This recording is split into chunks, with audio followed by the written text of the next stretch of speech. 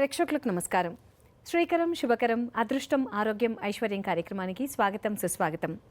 మనందరికీ అదృష్టం కలిసి రావాలన్నా, ఆరోగ్యంగా ఉండాలన్నా, ఐశ్వర్యం పెంపొందాలన్నా ఎవరెవరు ఎటువంటి పరిహారాల్ని పాటించాలో తెలియజేస్తూ వస్తున్నారు ప్రముఖ ఆధ్యాత్మికవేత్త, జ్యోతిష శాస్త్ర నిపుణులు, ప్రశ్నాశాస్త్ర ప్రావీణ్యులు, జ్యోతిష భాస్కర శ్రీ గడ్డమనుగు తేజస్వి శర్మ గారు.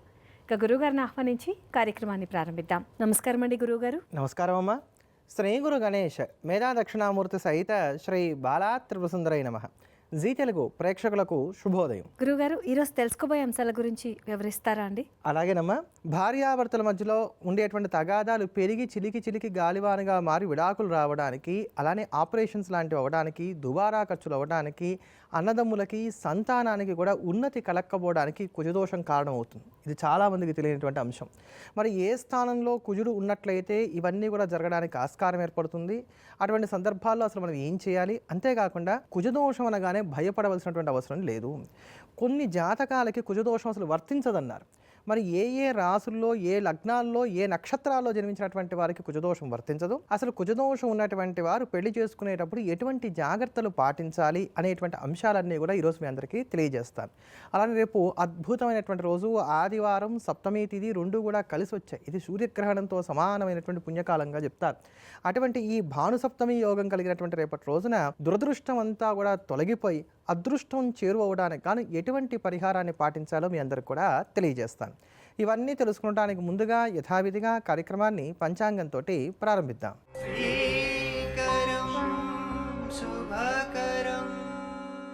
శనివారం 20వ తేదీ జూన్ నెల 2026 శ్రీ పరాభవనామ సంవత్సరం, ఉత్తరాయణం, గ్రీష్మ ఋతువు, నిజజ్యేష్ఠమాసం, తిథి శుద్ధ షష్ఠి, మధ్యాహ్నం 3:52 వరకు, నక్షత్రం మఖా నక్షత్రం, ఉదయం 9:28 వరకు, వర్జం సాయంత్రం 5:30 నుండి 7:06 వరకు, దుర్ముహూర్తం ఉదయం 5:46 నుండి 7:30 వరకు, రాహుకాలం ఉదయం 9 గంటల నుంచి 10:30 వరకు, యమగండం మధ్యాహ్నం 1:30 నుండి 3 గంటల వరకు, శుభ సమయాలు ఉదయం 10:50 నుండి 11:40 వరకు. ఈరోజు ఉన్నటువంటి తిథి వార నక్షత్రాలను అనుసరించి అన్నప్రాసన, అక్షరాభ్యాసం, ఉపనయనం, పెండి చూపులు, నిశ్చితార్థం, వివాహం, గృహారంభం, గృహప్రవేశం, ఫిర్యాదులకు, ఔషధ స్వీకారానికి, వ్యాపార చర్చలకు, విద్యా విషయాలకు కాలం అనుకూలంగా ఉంది. అలానే ఈరోజు అయినంత వరకు ప్రయాణాలకు దూరంగా ఉండటం అనేది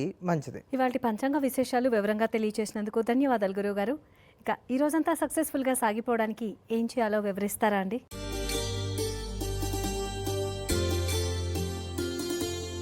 ఒక నూలు దారం తీసుకోండి. ఓ నూలు దారం తీసుకొని మనసులో వినాయకుడికి నమస్కారం చేసుకొని ఓం గణపతయే నమః, ఓం గణపతయే నమః అంటూ వినాయకుడి యొక్క నామాన్ని ఓం గణపతయే నమః అని తలుచుకుంటూ 7 ముళ్ళు వేయండి. ఈ నూలు దారానికి నూలు దారం తీసుకున్నారు, ఓం గణపతయే నమః ఒక ముడి వేశారు, ఓం గణపతయే నమః రెండో ముడి వేశారు. ఇలా మొత్తం 7 ముళ్ళు వేయండి. ఈ 7 ముళ్ళు వేసినటువంటి నూలు దారం ఏదైతే ఉంటుందో అది మీ పై జేబులో పెట్టుకొని హాయిగా మీరు అనుకున్నటువంటి పనికి ముందుకు వెళ్ళండి. మంచి ఫలితాలు అందుకోగలుగుతారు. ఒకవేళ స్త్రీలైనట్లయితే మీ దగ్గర ఉండేటువంటి విధంగా జాగ్రత్త తీసుకోండి, మంచి ఫలితాలు కలుగుతాయి. ధన్యవాదాలు గురువు గారు. ఈ రోజుకున్న విశిష్టతల గురించి వివరిస్తారా అండి?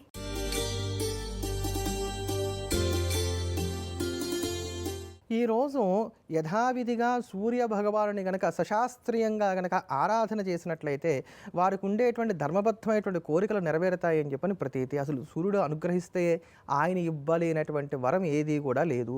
విద్య కావచ్చు, ఐశ్వర్యం కావచ్చు, ఆరోగ్యం కావచ్చు, భోగభాగ్యాలు కావచ్చు, సంపదలు కావచ్చు, మోక్షం కావచ్చు, ఇది అని చెప్పడానికి వీల్లేదండి. ఏది అడిగితే అవన్నీ కూడా అక్షయంగా ఇవ్వగలిగినటువంటి పరమాత్మ మనకి సూర్య భగవానుడు. అటువంటి ఆ సూర్య భగవానుడిని ఈ రోజున మనం ఆరాధన చేసినట్లయితే మనోకామితాలన్నీ కూడా నెరవేరుతాయి. గ్రీష్మ ఋతువులో వచ్చేటువంటి మొట్టమొదటి షష్ఠి తిథి కలిగినటువంటి రోజు ఈ రోజు. అధిక మాసాన్ని తీసేస్తే నిజ జ్యేష్ఠ మాసంలో వచ్చేటువంటి మొట్టమొదటి షష్ఠి ఈ రోజు ఉంటుంది కనుక ఈ రోజున వింధ్యవాసిని దుర్గాదేవిని కనుక పూజించినట్లయితే సమస్తమైనటువంటి శుభాలు కూడా కలుగుతాయని చెప్పని స్కాంద పురాణం మనందరికి కూడా తెలియజేస్తోంది. అలానే ప్రాచీన వ్రత గ్రంథాలను అనుసరించి ఈ రోజున అరణ్య గౌరీ వ్రతాన్ని కూడా ఆచరించాలి చేయాలని చెప్పని మనకి వ్రత గ్రంథాలు తెలియజేస్తున్నాయి. షష్ఠి తిథి కలిగినటువంటి ఈ రోజున ఉపవసించి సుబ్రహ్మణ్యేశ్వర స్వామి వారిని కనుక ఆరాధన చేసినట్లయితే వల్లి దేవసేన సమేతమైనటువంటి కార్తికేయుడి యొక్క అనుగ్రహం కావడం చేత సంతానం లేని వారికి సంతానం, ధనం లేని వారికి ధనం, రూపం, యశస్సు, మేధస్సు, దీర్ఘాయుర్దాయం, కీర్తి ఇవన్నీ కూడా కలుగుతాయని చెప్పని ప్రతీతి. అలానే నక్షత్ర విశేషాన్ని అనుసరించి మఖా నక్షత్రం కలిగినటువంటి ఈ రోజున పితృదేవతలని ఆరాధన చేయటం వలన ధన, ధాన్య, పశు, పుత్ర సంపదలు కలుగుతాయని చెప్పని ప్రతీతి. కనుక ఈ రోజున రుచికృత పితృస్తోత్రానైనా కనీసం పారాయణ చేయటం అనేది మంచిది. ఇలా దేవతలను, పితృదేవతలను ఇరువురిని కూడా ఆరాధన చేసి సమస్తమైనటువంటి శుభాలను కూడా పొందుదాం. దిన ఫలితాలు, పరిహార మార్గాలు తెలియజేస్తారా అండి? ముందుగా మేషరాశి. మేషరాశిలో ఉన్నటువంటి స్త్రీ పురుషులకు ఈరోజు వివాదాలు ఉంటాయి. డబ్బు సర్దుబాటు కావడం అనేది కాస్త కష్టంగా ఉంటుంది. శ్రమ ఎక్కువగా ఉంటుంది. ఫలితాలు తక్కువగా ఉంటాయి. ఆలోచించి నిర్ణయాలు తీసుకోవాలి. కావేశాలకు లోనైనట్లయితే కనుక నష్టపోవడానికి అవకాశాలు ఏర్పడుతున్నాయి. అలసట ఎక్కువగా ఉంటుంది. ఈరోజు మీరు ధరించకూడని రంగు నీలం రంగు. పాటించవలసిన పరిహారం చీమలకు ఆహారాన్ని అందించడం. వృషభ రాశిలో ఉన్నటువంటి స్త్రీ పురుషులు ఒకే సమయంలో అనేకమైనటువంటి పనులను సర్దుబాటు చేసుకోవాల్సి వచ్చినటువంటి స్థితిగతులు ఉన్నటువంటి కారణం చేత కాస్త సతమతం అవుతారు. అనుకునేది ఒకటి, జరిగేది మరొకటిగా ఉంటుంది. మర్చిపోవడానికి, మరుపు వల్ల కలిగేటువంటి ఇబ్బందులకు కూడా ఈ రోజున అవకాశాలు ఏర్పడుతున్నాయి. భార్యాభర్తల మధ్యలో ఉండేటువంటి చికాకులు కావచ్చు, ఇంట్లో ఉండేటువంటి ఇబ్బందులు కావచ్చు, ఇవి కూడా కాస్త పెరుగుతాయి. వృత్తి, ఉద్యోగ, వ్యాపారాల పరంగా మీరు కోరుకునేటువంటి వెసులుబాటు పెద్దగా లభించదు. ఈరోజు మీరు ధరించకూడని రంగు ఎరుపు రంగు. పాటించవలసిన పరిహారం దుర్గా ఆపదోద్ధారక స్తోత్రాన్ని పాటించడం. మిథున రాశిలో ఉన్నటువంటి స్త్రీ పురుషులు కష్టాన్ని నమ్ముకుంటారు. ధైర్యే సాహసే లక్ష్మి అనేటువంటి సూత్రాన్ని చక్కగా పాటిస్తారని చెప్పుకోవాలి. చిన్నపాటి వివాదాలు ఉంటాయి. వృత్తి, ఉద్యోగ, వ్యాపారాన్ని కూడా సజావుగా సాగించుకోగలుగుతారు. ప్రయాణాల పట్ల ఆసక్తిని కనబరుస్తారు. స్నేహాలు, పరిచయాలు చక్కగా ఉపకరిస్తాయి. ఈరోజు మీరు ధరించకూడని రంగు వంకాయ రంగు. పాటించవలసిన పరిహారం వినాయకుడిని పూజించడం. కర్కాటక రాశిలో ఉన్నటువంటి స్త్రీ పురుషులకు ఈరోజు మానసిక అప్రశాంతత ఎక్కువగా ఉంటుంది. దీనికి ప్రత్యేకమైనటువంటి కారణాలు కూడా ఏవీ ఉండవనే చెప్పుకోవాలి. ఎదుటివారు చెప్పేది ఆశాంతం విన్న తర్వాత తిరిగి సమాధానం చెప్పేటువంటి ప్రయత్నం చేయడం మంచిది. వృధా ఖర్చులు ఉంటాయి. రొటీన్ వర్క్ అయినప్పటికి కూడా ఇట్టే అలసిపోతారు. అలానే ఆహార నియమాలను కూడా జాగ్రత్తగా పాటించుకోవటం అనేది మంచిది. ఈరోజు మీరు ధరించకూడని రంగు ముదురు ఆకుపచ్చ రంగు. పాటించవలసిన పరిహారం లక్ష్మీ కవచ స్తోత్రాన్ని పాటించడం. గురుగారు, అదృష్టవంతులం అవడానికి రేపటి రోజున పాటించవలసిన పరిహారాన్ని తెలియజేస్తామన్నారు. వివరిస్తారా అండి? అలాగేనమ్మా. అదృష్టం కలిసి రావడానికి, దురదృష్ట యోగాలన్నీ కూడా తొలగిపోవడానికి రేపటి రోజున మీరు చేయవలసినటువంటి ఒక అద్భుతమైనటువంటి పరిహారాన్ని మీ అందరికీ కూడా తెలియజేస్తాను. ఇది చాలా ప్రభావవంతమైనటువంటి పరిహారం. ఏనాడు కూడా వృధా పోనటువంటి పరిహారం. పైగా రేపటి యోగం కూడా బాగుంది. శుక్లపక్షంలో వస్తున్నటువంటి మొట్టమొదటి ఆదివారం. అంతేకాకుండా సప్తమి తిథితో కలిసి వస్తోంది. సూర్యనారాయణమూర్తికి ఇష్టమైనటువంటి రెండు కూడా కలుస్తున్నాయి. వారము, తిథి రెండు కూడా కలుస్తున్నాయి. కనుక ఇది గ్రహణంతో సమానమైనటువంటి యోగాన్ని కలిగి ఉంటుంది.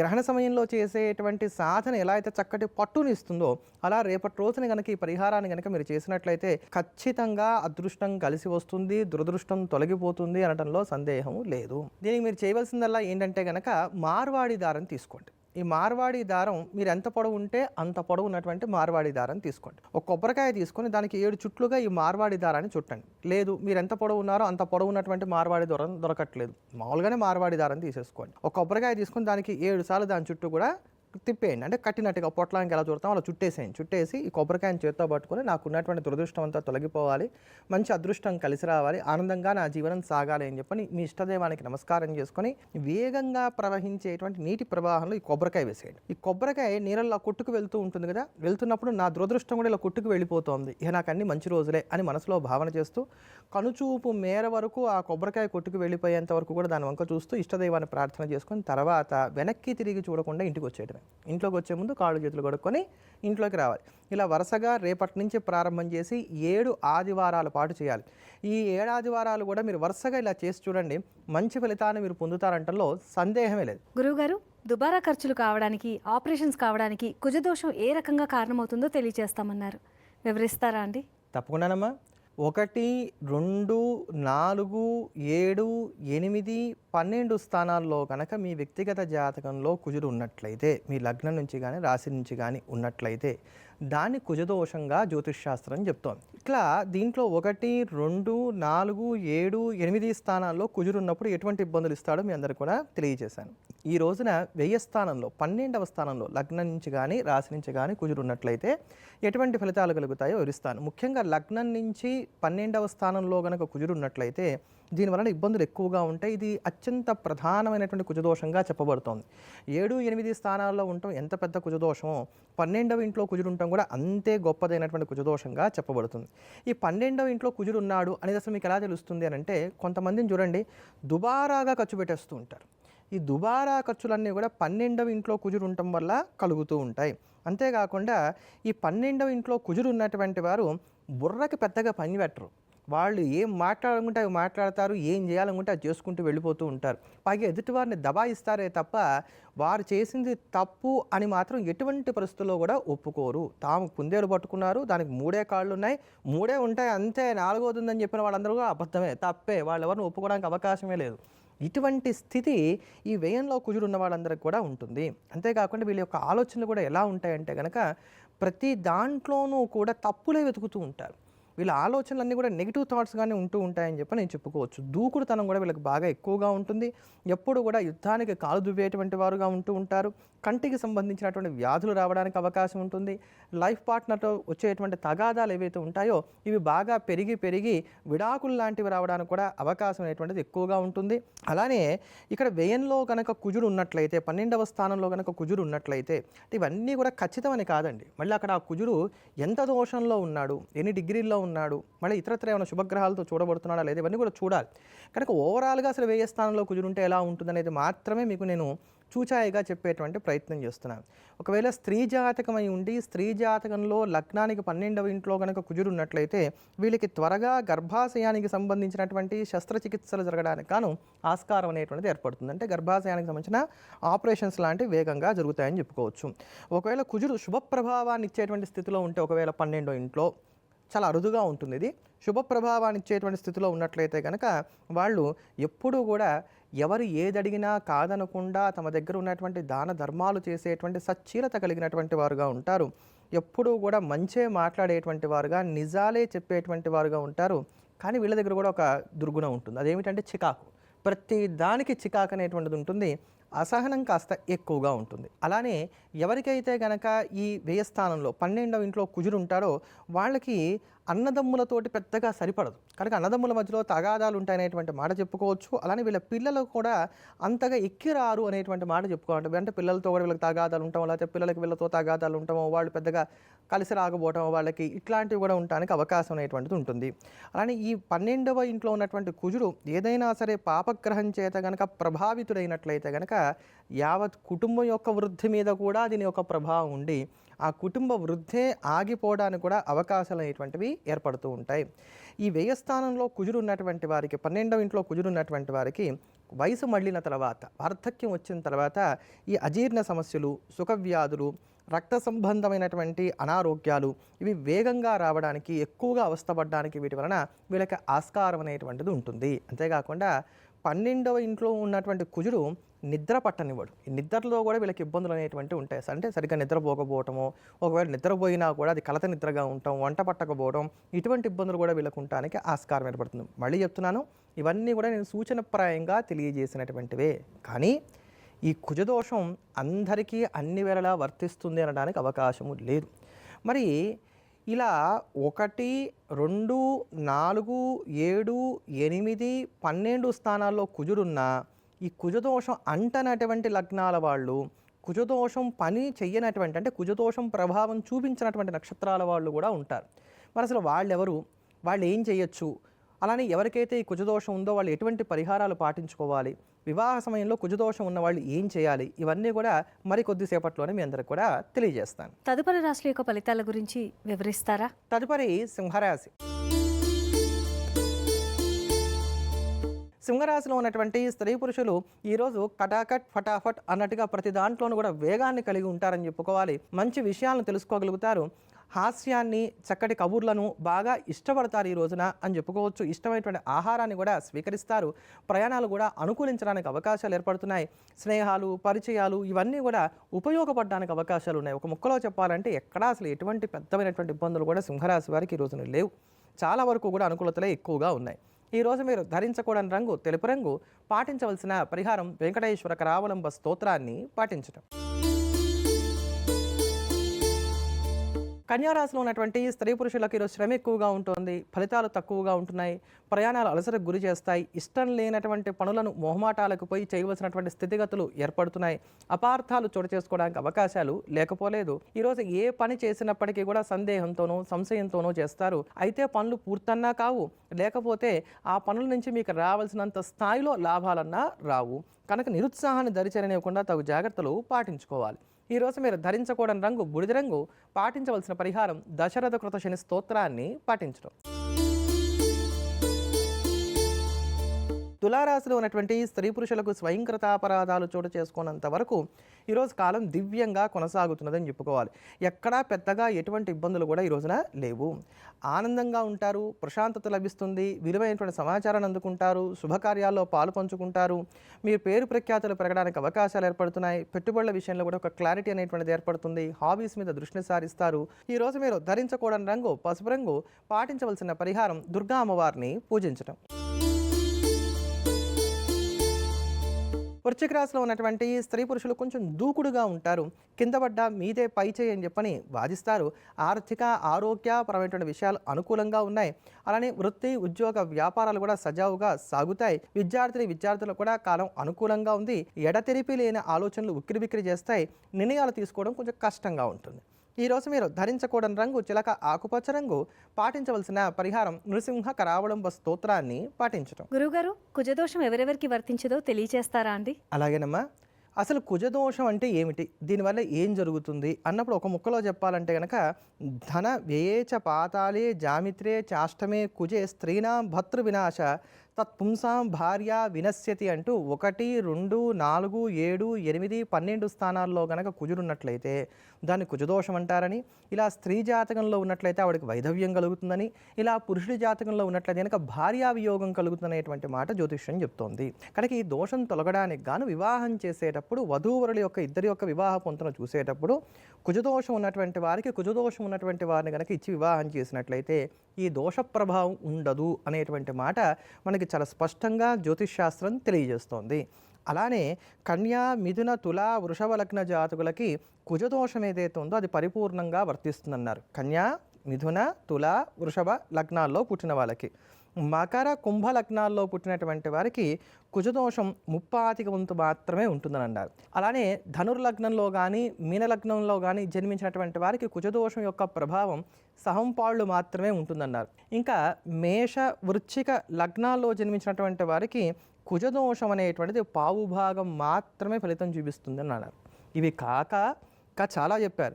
మిథున, కన్యా లగ్న జాతకులకి ద్వితీయంలో కుజుడుంటే దోషం కాదన్నారు. వృషభ, తులా లగ్న జాతకులకి 12వ ఇంట్లో కుజుడుంటే దోషం కాదన్నారు. ఇట్లా అనేక విషయాలు చెప్పారు. చాలా ఉన్నాయి, ఇంకా చాలా ఉన్నాయి. అవన్నీ కూడా పరిశీలన చేసుకొని అప్పుడు మాత్రమే అసలు కుజదోషం ఉందా లేదా అని నిర్ధారణ చేసుకొని దానికి సంబంధించినటువంటి పరిహారాలు చేసుకోవటం అనేది మంచిది. ఇక నక్షత్రాల వారీగా చూసినట్లయితే కనుక అశ్విని, మృగశిర, పునర్వసు, పుష్యమి, ఆశ్లేష, ఉత్తర, స్వాతి, అనురాధ, పూర్వాషాఢ, ఉత్తరాషాఢ, శ్రవణం, ఉత్తరాభాద్ర, రేవతి అనే ఈ 13 నక్షత్రాలకి కూడా కుజదోషం వర్తించదు అనేటువంటి మాట జ్యోతిష్ శాస్త్రం తెలియజేస్తోంది. మళ్ళీ చెప్తున్నాను. అశ్విని, మృగశిర, పునర్వసు, పుష్యమి, ఆశ్లేష, ఉత్తర, స్వాతి, అనురాధ, పూర్వాషాఢ, ఉత్తరాషాఢ, శ్రవణం, ఉత్తరాభాద్ర, రేవతి ఈ 13 నక్షత్రాల వారికి కూడా ఈ యొక్క కుజదోషం వర్తించదు. అందుకని చెప్పిన కేవలం ఏదో 1, 2, 4, 7, 8, 12 స్థానాల్లో కుజుడు ఉంటే అది కుజదోషం అని గుడ్డి గుర్తు పెట్టుకోవడానికి లేదు. ఇట్లాంటివి అనేకమైనటువంటి పరిశీలన చేసి అప్పుడే ఆ కుజదోషాన్ని నిర్ధారణ చేసుకొని దానికి తగినటువంటి పరిహారాలు పాటించాలి. సాధారణమైన పరిహారం వల్ల ఏంటంటే కనుక ప్రతి మంగళవారం కూడా ఉపవాసం ఉండటం, ప్రతి మంగళవారం కూడా ఆంజనేయ స్వామి వారికి 108 ప్రదక్షిణాలు చేయడం, ప్రతినిత్యం కూడా మంగళచండికా స్తోత్రాన్ని పారాయణ చేయడం అనేది మాత్రం మంచిది. తదుపరి రాశుల యొక్క ఫలితాల గురించి వివరిస్తారా? తదుపరి ధనుసు రాశి. ధనుసు రాశిలో ఉన్నటువంటి స్త్రీ పురుషులు ఈరోజు 10 మందికి తలలో నేలికలాగా మెలిగేటువంటి ప్రయత్నం చేస్తారు. ఈరోజు అయినంత వరకు కూడా మనోరంజనానికి అధికమైనటువంటి ప్రాముఖ్యతనిస్తారు. కష్టపడేటువంటి ప్రయత్నం చేయడం కన్నా సులభంగా పనులు ఎలా చేసుకోవాలి అనేటువంటి వాటి మీద దృష్టిని సారిస్తారు. ఆధ్యాత్మిక చింతనను కూడా కలిగి ఉంటారు. పాత స్నేహితులను, పాత పరిచయాలు ఏవైతే ఉన్నాయో వీళ్ళతో కలిసి ఆనందంగా కాలక్షేపం చేయడానికి అవకాశాలు అనేటువంటివి ఎక్కువగా గోచరిస్తున్నాయి. ఈరోజు మీరు ధరించకూడని రంగు ఆరెంజ్ కలర్. పాటించవలసిన పరిహారం ఆదిత్య హృదయ స్తోత్రాన్ని పాటించడం. మకర రాశిలో ఉన్నటువంటి స్త్రీ పురుషులకు లాభ నష్టాలు ఏవీ లేవు, కానీ ఈరోజు అయినంత వరకు కూడా చికాకు ఎక్కువగా ఉంటుంది. ఒక రకంగా చెప్పిన బెంగ ఎక్కువగా ఉంటుంది. చిన్న చిన్న విషయాలు కూడా విపరీతంగా ఆలోచించేటువంటి ప్రయత్నం చేస్తారు. సమయానికి డబ్బు సర్దుబాటు కాదు. ఒళ్ళు నొప్పులు, అజీర్ణ సమస్యలు, ఇలాంటి చిన్న చిన్న అనారోగ్య సమస్యలు కూడా కాస్త బాధిస్తాయని చెప్పుకోవాలి. వృత్తి, ఉద్యోగ, వ్యాపారాల పరంగా మీరు కోరుకునేటువంటి వెసులుబాటు లభించదు. ఈరోజు మీరు ధరించకూడని రంగు కాఫీ పొడి రంగు. పాటించవలసిన పరిహారం చంద్రశేఖర అష్టకాన్ని పాటించడం. కుంభరాశిలో ఉన్నటువంటి స్త్రీ పురుషులు సెంటర్ ఆఫ్ అట్రాక్షన్గా ఈ రోజున ఉండగలుగుతారు. ఆరోగ్యానికి, అందానికి, నీతికి, నిజాయితీకి ఈరోజు అధికమైనటువంటి ప్రాముఖ్యతనిచ్చేటువంటి ప్రయత్నం చేస్తారు. అలానే ప్రయాణాల పట్ల కూడా ఆసక్తిని కనబరుస్తారని చెప్పుకోవాలి. ఇష్టమైనటువంటి ఆహారాన్ని స్వీకరించగలుగుతారు. బంధుమిత్రులతో కలిసి ఆనందంగా కాలక్షేపం చేస్తారు. సుదీర్ఘమైనటువంటి చర్చల తర్వాత ఒక మంచి నిర్ణయం తీసుకోవడానికి ఈ రోజున అవకాశాలు కూడా ఏర్పడుతున్నాయి. శుభవార్త శ్రవణం చేస్తారు. ఈరోజు మీరు ధరించకూడని రంగు గులాబీ రంగు. పాటించవలసిన పరిహారం దశరథ కృత శని స్తోత్రాన్ని పాటించడం. మీనరాశిలో ఉన్నటువంటి స్త్రీ పురుషులకు ఆర్థిక విషయాలు, కుటుంబపరమైనటువంటి అంశాలు అనుకూలిస్తున్నాయి.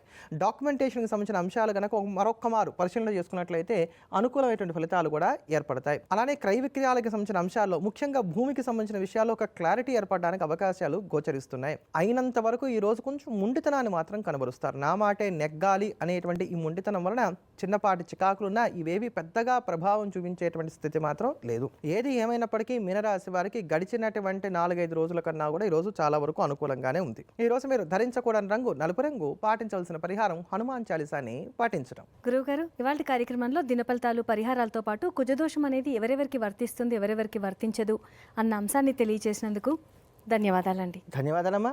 ఎల్లప్పుడూ దేశాన్ని ప్రేమిద్దాం, దైవాన్ని స్మరిద్దాం. స్వస్తి. ఇదండి వాటి శ్రీకరం, శుభకరం, అదృష్టం, ఆరోగ్యం, ఐశ్వర్యం కార్యక్రమం. రేపటి వార ఫలితాలు ప్రత్యేక కార్యక్రమంలో మళ్ళీ కలుసుకుందాం. అందాక సెలవా మరి. నమస్కారం. జ్యోతిష సలహాలకై గడ్డమణుగు తేజస్వి శర్మ గారిని సంప్రదించాల్సిన ఫోన్ నంబర్లు 9390193901, 9391116634.